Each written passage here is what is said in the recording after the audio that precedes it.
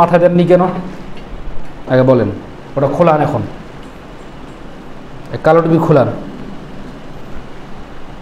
এই কালো টুপির ভিতর লুকায়িত হচ্ছে শিয়াদের একটা আদর্শিক, মনে রাখবেন। আচ্ছা, ওটা ইয়া করে দিচ্ছি। তো আদর্শ ধারণ করার ক্ষেত্রে আল্লাহ সুবহানাহু ওয়া তাআলার বিধান এবং মুহাম্মদ সাল্লাল্লাহু আলাইহি ওয়াসাল্লামের আদর্শ ব্যতীত আর কোনো দিকে যদি আপনি যান, আমি যাই, তাহলে সেটা কবুলযোগ্য হবে না। কবুলযোগ্য তো হবেই না। যেটাকে ধর্ম মনে করে আপনি ধর্ম মানছেন, সেটা কিয়ামতের দিন ক্ষতিগ্রস্তর অন্তর্ভুক্ত আপনি আমি হব। এটা মনে রাখবেন। একাধিক কোরআনের আয়াত, বিশ্বনবী মুহাম্মদ সাল্লাল্লাহু আলাইহি ওয়াসাল্লামের কিছু হাদিস বলার চেষ্টা করব। গভীর আলোচনা এবং গভীর গবেষণা না করলে দিনের উপর টিকে থাকা খুব কঠিন। একই সাথে চলছি, একই সঙ্গে ফিরছি, একই সঙ্গে খাচ্ছি, একই সঙ্গে 15, 16, 17, 20 বছর ধরে জামাতবদ্ধভাবে সংগঠন করছি। হুট করে বলছে যে এখানে থাকা যাবে না, অন্য জায়গায় যেতে হবে, এই পথটাই ঠিক, এই পথ ঠিক, ওই পথ ঠিক। এই ঠিককে দলিল দিতে হবে কোরআন এবং হাদিস থেকে, মনে রাখবেন। মানহাজুস সালাফিয়া বলতে বোঝায় নিজের বুঝ এখানে নেই। রাসূল সাল্লাল্লাহু আলাইহি ওয়াসাল্লামের জীবন ব্যবস্থা, তার সাথী সঙ্গতি সাহাবীগণের জীবন ব্যবস্থা, তার পরবর্তীতে তাবিগণের জীবন ব্যবস্থা, তার পরবর্তীতে তাবিগণের জীবন ব্যবস্থা, তার পরবর্তীতে সালফে সালেহিনদের জীবন ব্যবস্থা, এদের অনুসরণ করার নামই হচ্ছে মানহাজুস সালাফিয়া বা আহলুল হাদিস, কোরআন এবং হাদিসের অনুসরণকারী। এর পথ থেকে আপনি যখন বিস্তৃত হবেন, তখন আপনি নিশ্চিত গোমরা হবেন, কারণ আপনি রেল লাইন থেকে নামিয়ে গিয়েছেন, গাড়িটা আপনি নামিয়ে দিয়েছেন। সময় সাপেক্ষে আসবে ইনশাআল্লাহ। আল্লাহ রাব্বুল আলামিন বলছেন সূরা মাইদা 6 নম্বর আয়াতের শেষে দিকে আয়াতটা, আল ইয়াউমা আকমালতু লাকুম দীনাকুম ওয়া আতমামতু আলাইকুম ওয়া রাদিতু লাকুমুল ইসলাম দীনান। আয়াতটা খুব গভীরভাবে মনোযোগ সহকারে বোঝার চেষ্টা করুন। আজকের দিনে আমি তোমাদের জন্য তোমাদের দিনকে পূর্ণাঙ্গ করলাম, ইসলামকে কি করলাম? পূর্ণাঙ্গ করলাম। এই আয়াতটির প্রেক্ষাপট আরও কথা বলা হয়ে থাকে, তবে এই মতটার উপরে বেশি শক্তিশালী। সেটা হচ্ছে এটাই সর্বশেষ আয়াত নাজিল হয় ইসলামের ওহী নাজিলের ক্ষেত্রে। অনেকে বলছেন সূরা নাসর, যাই হোক, সাহায্যকারী সূরা, সূরা নাসর। আমার ব্যক্তিগতভাবে আমি 2টি সূরা খুব বেশি ভালোবাসি। 1 সূরা ইখলাস, 2 সূরা নাসর, আল্লাহর সাহায্যকারী। কথাটা বুঝতে পারছেন? প্রায় দেখবেন আমি সূরা নাসরটাই বেশি তেলাওয়াত করি। এটা যা সূরাটা নাসর অর্থই হচ্ছে আল্লাহর সাহায্যকারী। যাই হোক, এটাই শক্তিশালী মত যে আপনার চুপচাপ থাকেন, যে কাজ করবে সে চলে যাবে, ব্যাটারি ল্যান্ডে দিতে পারেন। সবচেয়ে শক্তিশালী মত হচ্ছে এটাই যে সূরা মাইদার এই আয়াতটা, আল ইয়াউমা আকমালতু লাকুম দীনাকুম ওয়া আতমামতু আলাইকুম নি'মাতি রাদিতু লাকুমুল ইসলাম দীনান। ওটা বন্ধ করে দেন। তো আল্লাহ বলছেন, আজ তোমাদের জন্য তোমাদের এই দিন ইসলামকে আমি পরিপূর্ণ করলাম। কাদের জন্য দিন পরিপূর্ণ করলেন বলেন তো? জমিনবাসী মানুষের জন্য, বা যারা দিন ইসলাম গ্রহণ করবে, আল্লাহর দিন মানবে, তাদের জন্য আল্লাহর দিনটাকে কি করে দিলেন? পূর্ণাঙ্গ করে দিলেন। কে বললেন কথাটা? আল্লাহ বললেন। কথাটা খুব ভালোভাবে মনোযোগ সহকারে শুনুন, তাহলে আমার মনে হয় যে লাইন থেকে ছুটে যাওয়ার মতো পথে আর যাবেন না। যেদিন আল্লাহ পরিপূর্ণ করে দিলেন, এদিনের ভিতরে আর কোনো ফাঁক আছে? ফাঁক নেই। তারপরে আল্লাহ বললেন, এই পূর্ণাঙ্গ দিনের উপরে আমি আমার পূর্ণাঙ্গ নিয়ামতটাকে দিয়ে পরিপূর্ণ করে দিলাম। পরিপূর্ণ ইসলাম, পরিপূর্ণ নিয়ামত। এবং তোমাদের জন্য আমি এই ইসলামকে মনোনীত করে আমি আল্লাহ নিয়ে নিলাম। তিনটি কথা, তিনটি অপশন এখানে। আল ইয়াউমা আকমালতু লাকুম দীনাকুম ওয়া আতমামতু আলাইকুম ওয়া রাদিতু লাকুমুল ইসলাম দীনান। তোমাদের জন্য এই দিন, দিন আমাদের জন্য নাজিল করেছেন, পূর্ণাঙ্গ দিন নাজিল করেছেন, অপূর্ণাঙ্গ দিন নয়। এবং পূর্ণাঙ্গ দিনে আল্লাহ আল্লাহর নিয়ামতকে সম্পূর্ণ করে দিলেন। এখানে আর কোনো নিয়ামতের ফাঁক আল্লাহ সুবহানাহু ওয়া তাআলা রাখলেন না। এবং এটা আল্লাহ তাআলা মনোনীত করে নিলেন তোমাদের দিনটাকে। এটা আমি মনোনীত করে নিলাম, এটা আমি পছন্দ করে নিলাম, আর কোনো দিন আমি পছন্দ করি না। আয়াতটা মনে রাখবেন। তারপরে আল্লাহ রাব্বুল আলামিন বলছেন সূরা আল ইমরান 19 নং আয়াত, এটা বললাম সূরা আল মাইদা, ইন্নাদ দীনা ইনদাল্লাহিল ইসলাম। নিশ্চয়ই আল্লাহ সুবহানাহু ওয়া তাআলার কাছে একমাত্র মনোনীত দিন কি? ইসলাম। ওখানেও আল্লাহ মনোনীত করে নিয়েছেন, এখানেও এসে আল্লাহ এই কথা বললেন। তাহলে এই মনোনীত ইসলাম, পরিপূর্ণ ইসলাম আল্লাহ নাজিল করলেন। সেই পরিপূর্ণ ইসলামের ভিতর আর কি কোনো ঢোকার সুযোগ আছে? ঢোকার সুযোগ নেই। মনে রাখবেন, ধর্মের নামে যদি কোনো কিছু ঢুকানো হয়, তাহলে সে আল্লাহর পূর্ণাঙ্গ দিন তাকে পছন্দ লাগেনি, এই কারণে সেখানে ঢুকানো হয়েছে। কিন্তু আল্লাহ যে দিন নাজিল করেছেন, এই দিনে আল্লাহ কমপ্লিট করে দিয়েছেন। এটা গেল। আল্লাহ রাব্বুল আলামিন বলছেন সূরা আল ইমরানের 85 নং আয়াত, ওয়া মান ইয়াবতাগি গায়রাল ইসলাম দীনান ফালিয়ুকবাল মিনহু ওয়া হুয়া ফিল আখিরাতি মিনাল খাসিরিন। যে ব্যক্তি আল্লাহর দিন ব্যতীত, কথা খুব মনোযোগ সহকারে শুনুন, যে ব্যক্তি আল্লাহর দিন ইসলাম ব্যতীত অন্য কোনো পথ, অন্য কোনো মত, অন্য কোনো সিস্টেম, অন্য কোনো তরিকা, যেই কোনো তরিকা, যে কোনো মত হোক, পথ হোক, যে কোনোই কিছু হোক না কেন, যদি তারা তালাশ করে মেনে নেয়ার জন্য বা মেনে নেয়, ওয়া মান ইয়াবতাগি গায়রাল ইসলাম দীনান ফালিয়ুকবাল মিনহু ওয়া হুয়া ফিল আখিরাতি মিনাল খাসিরিন। আল্লাহ লাস্টে বললেন সেটা তাদের গ্রহণ করা তো হবেই না, এবং কিয়ামতের দিন আমি তাদেরকে ক্ষতিগ্রস্তর অন্তর্ভুক্ত করে দিব। আপনি কথাটা বোঝার চেষ্টা করুন। এই কথা আল্লাহ রাব্বুল আলামিন বললেন। এখন আসি, আমরা কোন মতের ওপর চলছি, কোন পথের ওপর চলছি? পথ বলতে মানহাজ, মত বলতে সঠিক মানুষের মতকে গ্রহণ করতে হবে, কোরআন হাদিসটাকে গ্রহণ করতে হবে। কথাটা বুঝুন। তারপর এখন আসি, আল্লাহ রাব্বুল আলামিন বলছেন সূরা মাইদার 50 নং আয়াত, আফা হুকমাল জাহিলিয়াতি ইয়াবগুনা ওয়া মান আহসানু মিনাল্লাহি হুকমান লিইউকিনুন। আল্লাহ রাব্বুল আলামিন বলছেন, তারা কি আল্লাহর বিধান বাদ দিয়ে, যে বিধান আল্লাহ নাজিল করেছেন, এই বিধান বাদ দিয়ে জাহেলিয়াত বা জাহেলদের বিধান কামনা করে, আশা আকাঙ্ক্ষা পোষণ করে? অথচ আল্লাহ তাআলাই হচ্ছে বিধান দেওয়ার ক্ষেত্রে উত্তম ফয়সালাকারী। বিধান দেওয়ার ক্ষেত্রে উত্তম ফয়সালাকারীকে আল্লাহ দেননি, পবিত্র আল কোরআন দিয়েছেন এবং সঙ্গে মুহাম্মদ সাল্লাল্লাহু আলাইহি ওয়াসাল্লামকে দিয়েছেন তার আদর্শ ধারণ করার জন্য। দেননি?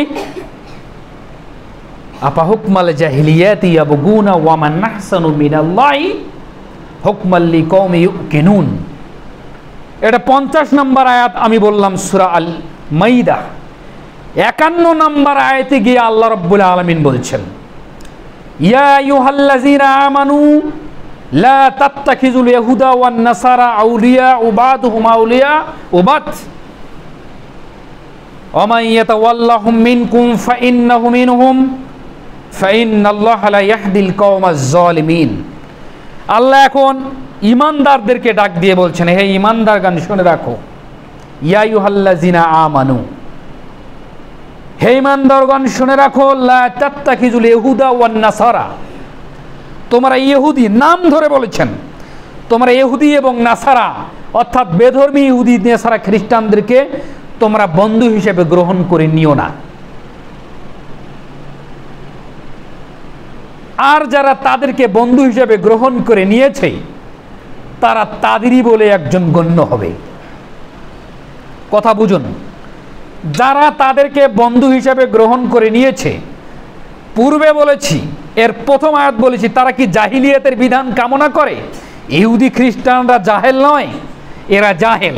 এখানে বললেন তাদেরকে বন্ধু হিসেবে তোমরা গ্রহণ করে নিবা না। যদি তোমরা তাদেরকে বন্ধু হিসেবে গ্রহণ করে নাও তাহলে তোমরা তাদেরই একজন বলে গণ্য হবে। তারপর আল্লাহ বলছে, ইন্নাল্লাহা লা ইয়াহদিল কওমাজ জালিমিন, নিশ্চয়ই আল্লাহ সুবহানাহু ওয়া তাআলা জালেমদেরকে সৎ পথে পরিচালিত করেন না বা হেদায়েতের পথ দেন না। জালেমের সঙ্গে থাকবেন, জালেমগিরি আচরণ করবেন। জালেম কাহাকে বলা হয় এটার কিছু কথা বলার দরকার, সংজ্ঞা দেওয়ার দরকার। সত্য জানার পরও যারা ঢেকে রেখে দেয়, দিয়ে জীবন ব্যবস্থা চালায়, তারাই হচ্ছে জালেম। কথা বুঝতে পারছেন?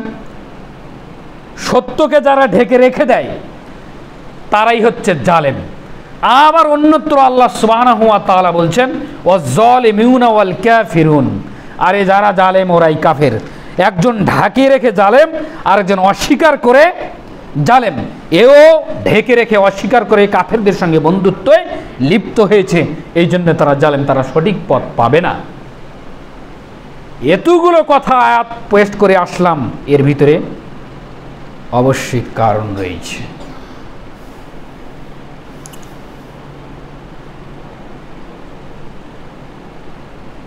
তো আল্লাহ সুবহানাহু ওয়া তাআলা বিধান দেওয়ার ক্ষেত্রে উত্তম ফয়সালাকারী। তো প্রথম আয়াতে এখন আবার ঘুরে আসি, এতগুলো আয়াত কেন পড়লাম, এই বেশ কয়েকটা আয়াত দিয়ে কেন পড়লাম? তা পরিপূর্ণ দিন আল্লাহ নাজিল করলেন। তো এই পরিপূর্ণ দিনের ভিতরে এখন আমরা বুঝব যে এই পরিপূর্ণ দিনটার বাহিরে গিয়ে কি কোনো মুক্তি মিলবে, কোনো সিস্টেম মিলবে, কোনো শান্তি কি মিলবে? কারণ পরিপূর্ণতার বাহিরে গেলে ওখানে নিয়ামত নেই। নিয়ামত আছে, কারণ এই পরিপূর্ণ দিনের ভিতরে আল্লাহ কি দিয়েছেন? তার পূর্ণাঙ্গ নিয়ামত ঢেলে দিয়েছেন, তার পূর্ণাঙ্গ নিয়ামত ঢেলে দিয়েছেন। হয় আমরা ধর্ম বুঝি না, আর না হলে ধর্ম বুঝেও সত্যকে ঢেকে রেখে আমরা ক্ষমতালোভী হয়ে আমরা ধর্মকে বিকৃত করে অথবা বিক্রি করে অথবা ধর্মে ব্যবসায়ী হয়ে আমরা ধর্মের নাম ভাঙিয়ে চলছি। এটা মনে রাখবেন। সেটা আমুলিয়াতের ক্ষেত্রেই হোক, যেটা রাষ্ট্রীয় ব্যবস্থাই হোক, আর সেটা তোমার পারিবারিক এবং সামাজিক এবং যেটাই জীবন ব্যবস্থায় হোক না কেন, হয় ধর্ম বুঝিনি, আর না হলে ধর্ম বিক্রি করেছে, বিক্রি করার লক্ষ্যে বিকৃতিও করেছে, ধর্মে ব্যবসায়ী হয়েছে, হয়ে এই কাজে করেছে। আর না হলে ক্ষমতালোভী হয়ে আমরা ক্ষমতার চেড়ে বসার জন্য আমরা সত্যকে ঢেকে রেখে দিয়েছি। এই কয়েকটা বিষয়ের কারণেই আজকে আমাদের এই অবস্থা। পূর্ণাঙ্গ দিনের ভিতরে আল্লাহ সুবহানাহু ওয়া তাআলা তার প্রিয় রাসূল মুহাম্মদ সাল্লাল্লাহু আলাইহি ওয়াসাল্লামকে পূর্ণাঙ্গ জীবন ব্যবস্থা শিক্ষা দিয়েছেন। সেটা শিক্ষার ভিতরে যদি আমাদের রাষ্ট্র ব্যবস্থা কায়েম হয় তাহলে আলহামদুলিল্লাহ, আর যদি না হয় তবু আলহামদুলিল্লাহ। কেন?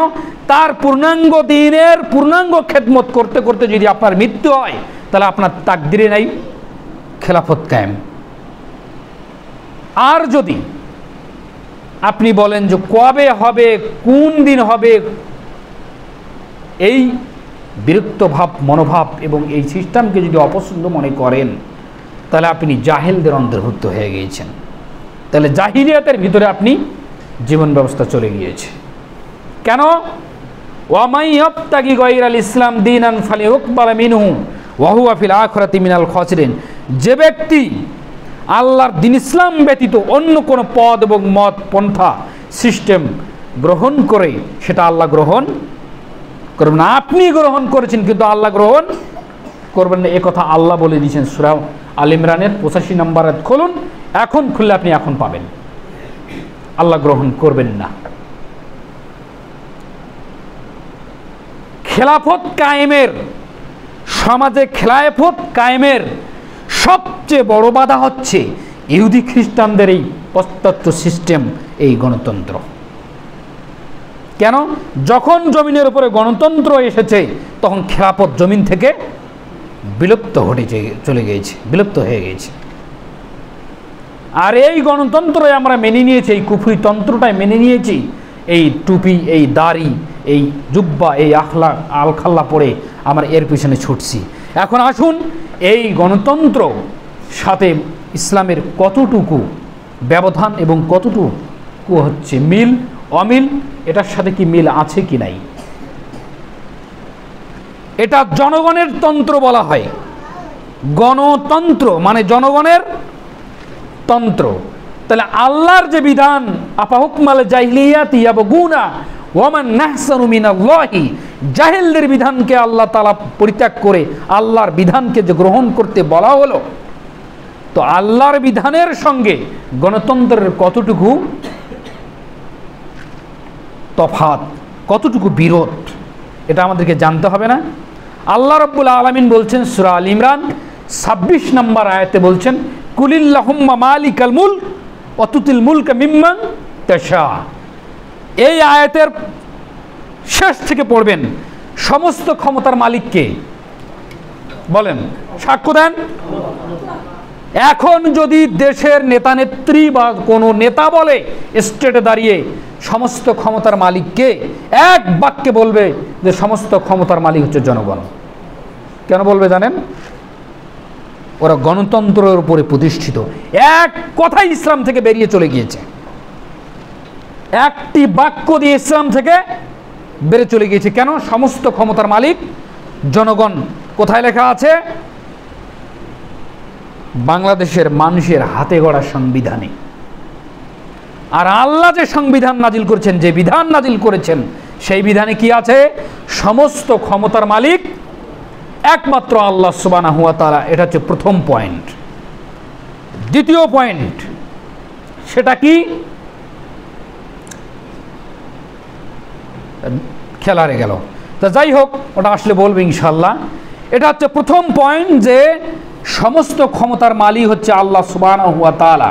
আল্লাহ দিনকে যাকে খুশি আল্লাহ সম্মান দান করেন, যাকে খুশি আল্লাহ তাআলা সম্মান ছিনিয়ে নেন। কিন্তু মানুষের তৈরি করা বিধানে মানুষ যাকে খুশি সম্মানের আসনে বসায়, আর যাকে খুশি সম্মান থেকে টেনে হেঁচড়ে নামায়।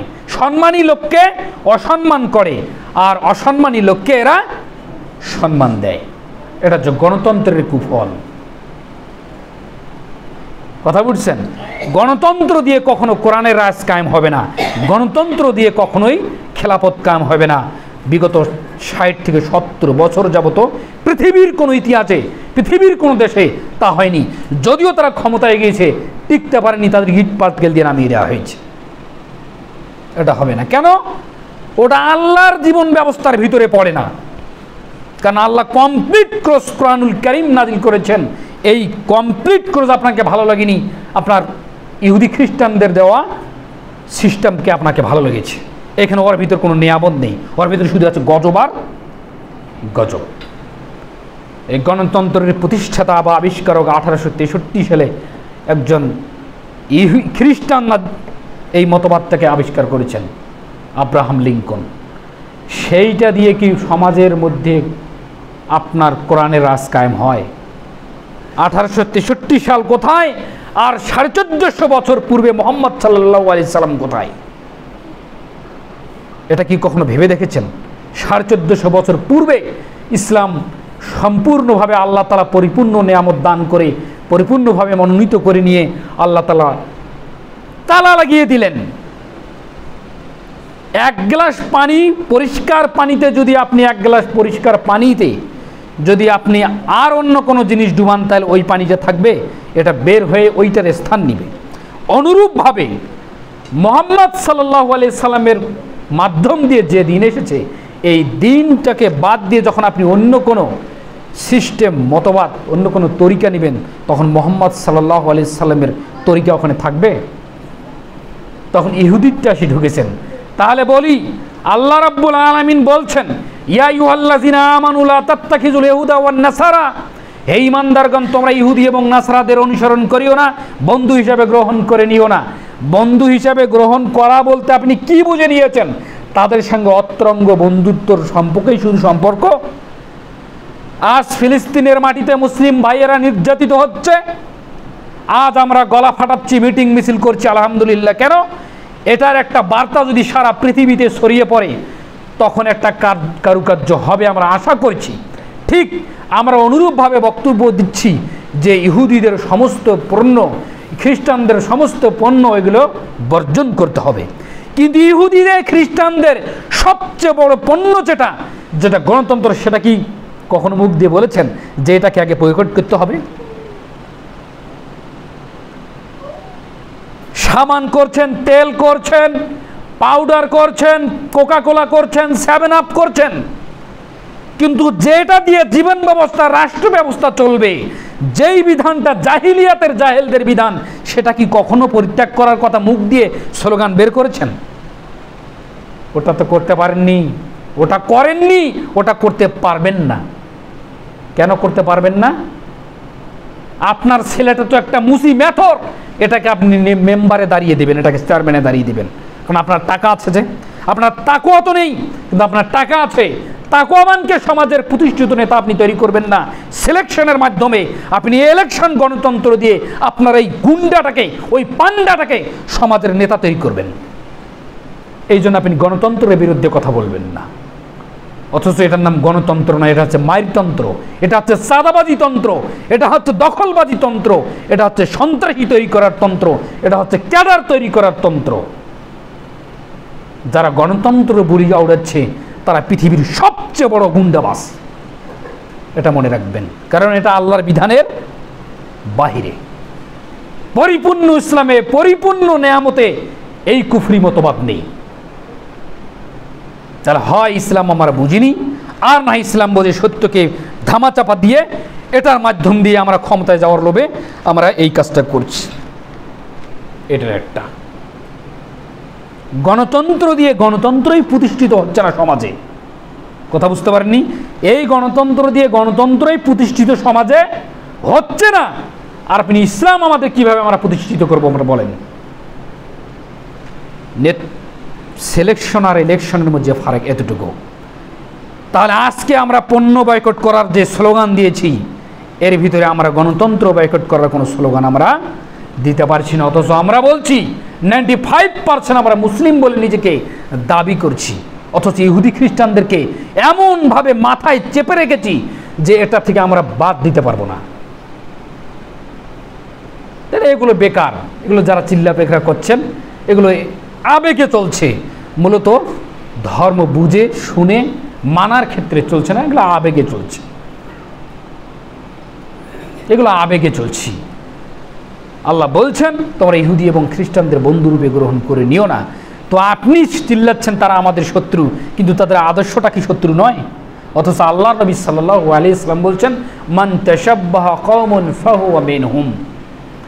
যারা অন্য কোনো ধর্ম, বেজাতীয় ধর্মের সাদৃশ্য অবলম্বন করলো, সেই ব্যক্তি তাদেরই দলভুক্ত হবে, অন্তর্ভুক্ত হবে। কে বললেন?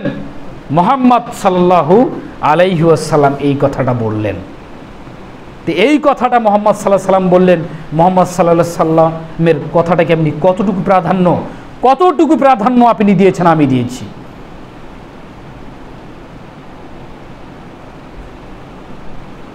বলতে বলতে কেউ বলছেন যে যদি বাংলাদেশে এখন দুটি মাত্র দল বা দুইটি তিনটি দল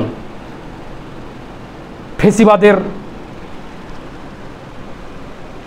বিতাড়িত হওয়ার পর বাংলাদেশে যে কয়েকটি দল রয়েছে আছে ঠিক, কিন্তু এই 5ই আগস্টের পর যখন ডক্টর ইউনূস আসলো তখন কি কোনো ইলেকশনে এসেছে? দেশ কি চলছে না? দেশ চলছে তো চলছে উন্নয়নের, আমি ইসলামিক মুভমেন্টে বলছি না কথাটা, যেহেতু ইসলামের মুভমেন্টের লোক উনি নন, দেশের উন্নতির স্বার্থে আমি কথাটা বলছি। তো 5ই আগস্টের পর ডক্টর ইউনূস যখন আসলো দেশে, তাকে নিয়ে আসা হলো, তাকে কি ইলেকশনে নিয়ে আসা হয়েছে? তাকে নিয়ে এসে পরামর্শের ভিত্তিতে সিলেকশনের মাধ্যমে।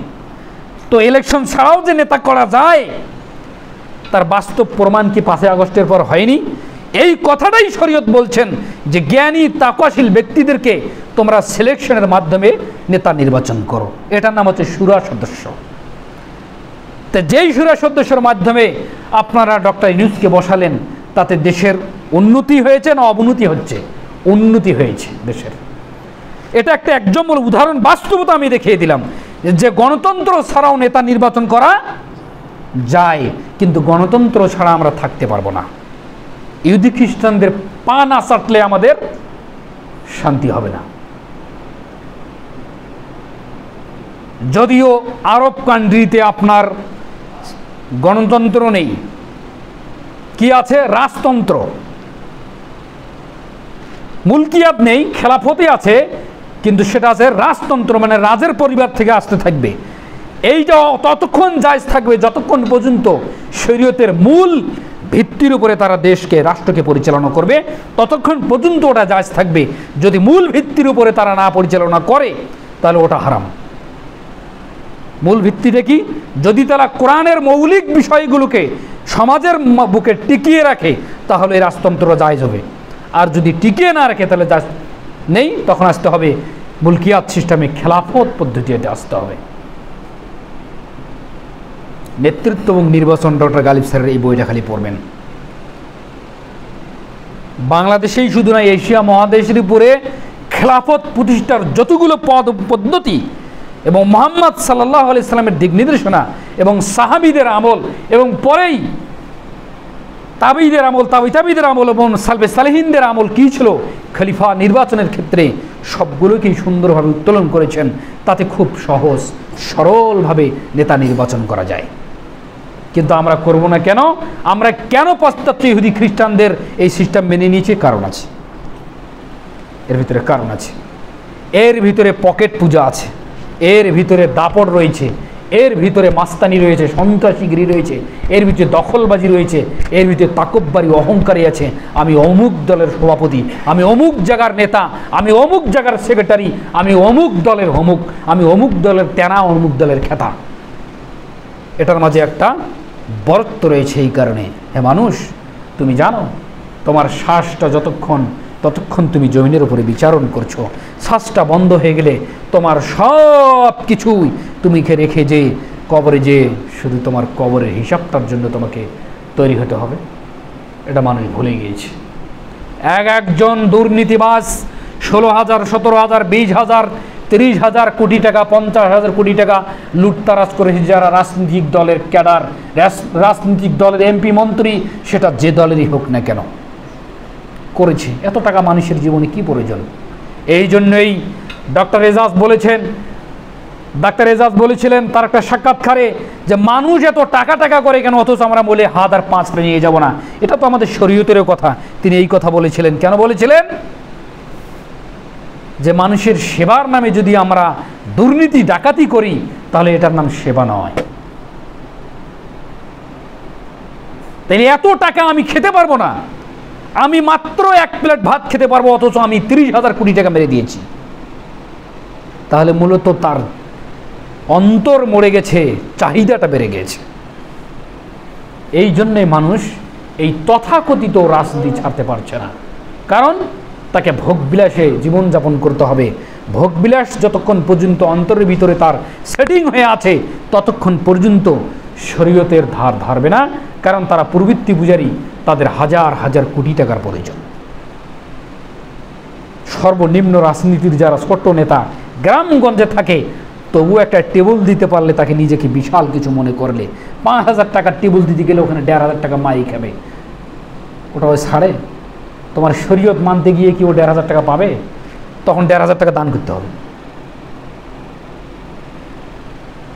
এ খুব কঠিন হিসাব। তাহলে যেই ঘটনা পৃথিবীতে বুকে অশান্তি সৃষ্টি করছে, এর মূল যেটা, এইটা হচ্ছে কি, ইহুদি খ্রিস্টানদের মতবাদ সিস্টেমটাকে জমিনের উপরে বিচরণ করে দিয়ে ওরা আজকে তামাশা দেখছে। অথচ দেখেন আমেরিকার বুকে ইলেকশন হচ্ছে, সেখানে মুসি আর মেথর নিয়ে নয়, ওদের ইলেকশনের সিস্টেম আবার আলাদা।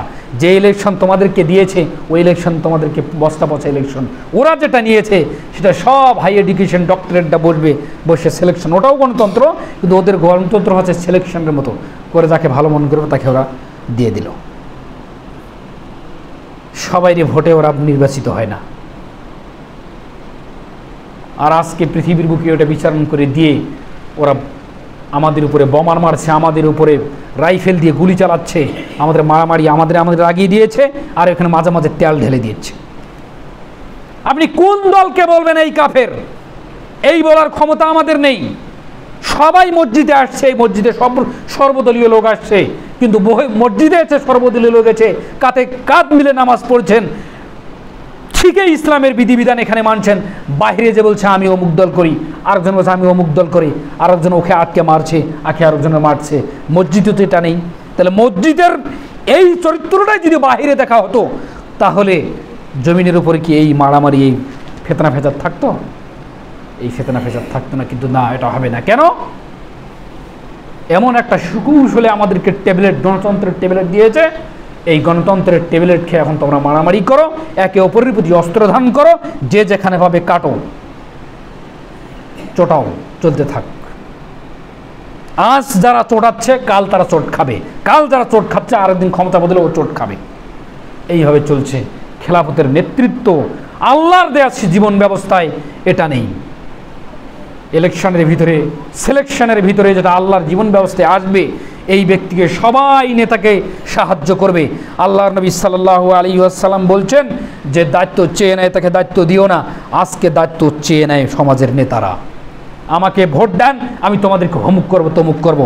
আল্লাহর নবী বলছেন যে দায়িত্ব চেয়ে নেয়, তার উপরে আল্লাহর কোনো সাহায্য আসে না, তার উপর আল্লাহর গজব আসে। দায়িত্ব চাচ্ছে, কোরআনের রাজ কায়েম করার জন্য একদল চাচ্ছে, কোরআনের রাজ যারা কায়েম করবে তারাও দায়িত্ব চাচ্ছে। একই হাদিসের ব্যাপারে আল্লাহ নবী সাল্লাল্লাহু আলাইহি সাল্লাম বলছেন যে দায়িত্ব চায় না তাকে তোমরা দায়িত্ব দাও। তার মানে জ্ঞানী গুণী মানুষ দায়িত্ব চায় না, তাকে দায়িত্ব দাও। কি হবে? দিলে দুইটা ফলাফল, এক, আল্লাহর পক্ষ থেকে তার কাছে সাহায্য আসবে, দুই, তোমরা যারা দায়িত্ব দিয়েছো না, লোকটাকে আমরা দায়িত্ব দিচ্ছি, লোকটাকে আমাদেরকে সাহায্য করতে হবে, অপমানিত করা যাবে না। এটা হচ্ছে খেলাফত সিস্টেম, এটাই হচ্ছে খেলাফতের গুণাগুণ। আর দায়িত্ব চেয়ে নিয়েছে, সারাদিন তাকে গাইলাচ্ছে, বকাবাদ্য করছে, ও আবার মারিং কাটিংয়ের জন্য লেগে পড়ে আছে। আর যাকে দায়িত্ব দিয়েছেন ওর একটা ভয় আছে, কি আমাকে ওরা দায়িত্ব দিয়েছেন, আমাকে সঠিকভাবে পালন করতে হবে, যদি আমাকে তালাশ করে আমার অবস্থা খারাপ আছে। কোনো একদিন বলেছিলাম, আমিরুল মুমিনিন বলছেন আমার অভাব দারিদ্রতা, ওই বাইতুল মাল থেকে আমাকে কিছু ঋণ দাও। তখন বাইতুল মালের যে দায়িত্ব আছে সে বলছেন আমি আপনাকে বাইতুল মালের এখান থেকে কি করে ঋণ দিতে পারি, কি করে ঋণ দিতে পারি? এই ঋণ দেওয়ার ক্ষমতা আমার নেই। আর আপনি ঋণ দেওয়ার পরে যদি আপনি ইন্তেকাল করেন, এই ঋণ পরিশোধ করবে কে? কে পরিশোধ করবে বলেন? এই ঋণের বোঝা নিয়ে আপনি মরতে চান? বাইতুল মালের দায়িত্বে যাতে সে বলছে আমিরুল মুমিনিনকে এই কথা বলুক, তো এই কথা বলুক না নেতা নেত্রীর বিরুদ্ধে যারা বাইতুল মালের দায়িত্বে আছে, ওর পিঠে চামড়া থাকবে না। এটাই হচ্ছে নেতৃত্ব। এই শরীয়তের নেতৃত্ব নির্বাচনে আপনার কোরআন হাদিসের নিয়ামত আল্লাহর পক্ষ থেকে আসে। আর যখন আপনি চেয়ে নেবেন তখন আপনার ওপরে গজব আসবে, দুনিয়াবী গজব, পরকালী গজব আছে, পরকালীর গজবটা আছেই। এই জন্য আমরা বলি পবিত্র কোরআন এবং সহিহ হাদিসের যতটুকু দিক নির্দেশনা আল্লাহ রাব্বুল আলামিন এবং মুহাম্মদ সাল্লাল্লাহু আলাইহি ওয়াসাল্লাম দেখিয়ে দিয়েছেন, এই গণ্ডির ভিতরে থাকেন। এর বাহিরে যখন যাবেন তখন আপনি পথভ্রষ্ট হয়ে যাবেন, মানহাজ থেকে আপনি ছুটে চলে যাবেন, তখন আপনি কিয়ামতের দিন ক্ষতিগ্রস্ত হয়ে যাবেন। তখন আপনি টিকতে পারবেন না কবরে, টিকতে পারবেন না কিয়ামতের ময়দানে, টিকতে পারবেন না আপনি আল্লাহর বিচারের কাঠগড়ায়, টিকতে পারবেন না। কারণ আল্লাহ বলবে আমি তোমাদেরকে জীবন ব্যবস্থা দিয়েছিলাম, তুমি কালেমা পড়েছো, তা লা ইলাহা ইল্লাল্লাহ এমন একটা কালেমা, এই কালেমার ভিতরে সমস্ত ইলাকে বাতিল করা হয়েছে, হক মাবুদকে গ্রহণ করার কথা বলা হয়েছে। অথচ আপনি অনেক ইলা গ্রহণ করে নিয়েছেন, কলা কৌশলে হোক বা জানাই হোক অজানাই হোক বা অজ্ঞতাবশতে হোক বা জেনে শুনে হোক, অনেক ইলা আপনি গ্রহণ করে নিয়েছেন।